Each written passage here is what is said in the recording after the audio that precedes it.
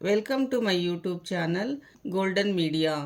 Subscribe ಮಾಡಿ, bell icon ಒತ್ತಿ. ರಾಮ ಸೀತಾ ಮತ್ತು ಸಿಹಿಯನ್ನು ಕರೆದುಕೊಂಡು ಅವರು ಮೊದಲು ವಾಸವಿದ್ದ ವಟಾರಕ್ಕೆ ಹೋಗಿರುತ್ತಾನೆ.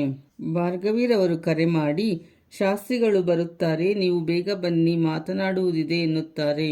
ರಾಮ ಸೀತಾ ಮತ್ತು ಸಿಹಿಯನ್ನು ಕರೆದುಕೊಂಡು ಮನೆಗೆ ಬರುತ್ತಾನೆ. ದೇಸಾಯಿರವರು ರಾಮನಿಗೆ ಸೀತಾ ಮತ್ತು ಸಿಹಿಯ ಜಾತಕವನ್ನು ಶಾಸ್ತ್ರಿಗಳಿಗೆ ತೋರಿಸಬೇಕು ಎನ್ನುತ್ತಾರೆ. ಸೀತಾಳಿಗೆ ಜಾತಕಗಳನ್ನು ಕೊಡಲು ಹೇಳುತ್ತಾರೆ. ಆಗ ಸೀತಾ, ನಾನು ಸಿಹಿಯ ಜಾತಕವನ್ನು ಬರೆಸಿಲ್ಲ ಎನ್ನುತ್ತಾಳೆ. ಶಾಸ್ತ್ರಿಗಳು ಮನೆಗೆ ಬರುತ್ತಾರೆ. ದೇಸಾಯಿರವರು ಸಿಹಿಯ ಜಾತಕ ಬರೆದುಕೊಡುವಂತೆ ಶಾಸ್ತ್ರಿಗಳಿಗೆ ತಿಳಿಸುತ್ತಾರೆ. ಶಾಸ್ತ್ರಿಗಳು ಸಿಹಿಯ ಜಾತಕ ಬರೆಯುತ್ತಾರೆ.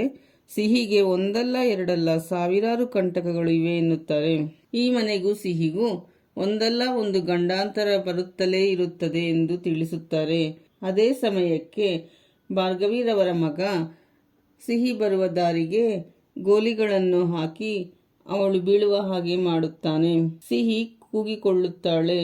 ರಾಮ ಹೋಗಿ ಸಿಹಿಯನ್ನು ಏನಾಯಿತು ಎಂದು ಕೇಳಿದಾಗ, ಗೋಲಿ ಆಡುತ್ತಿದ್ದೆ, ಹಾಗೆ ಬಿದ್ದು ಬಿಟ್ಟೆ ಎನ್ನುತ್ತಾಳೆ.